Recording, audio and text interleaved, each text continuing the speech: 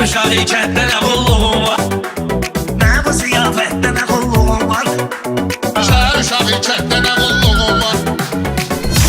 Sənət qazandıq eyniyib pişirsən, xırda laf kökəlib şişirsən, Orxan toyda nə atlanıb düşürsən, gəl çölə xəlvətdə nə qulluğun var? Gəl çölə xəlvətdə nə qulluğun var? Sən gəl belə xalqa da xidmət eləyək, gəl elə deyə dəyişmə ləzzət eləyək, Qapxaloğlu sözünə söhbət eləyək, indiki vəziyyətdə nə qulluğun var?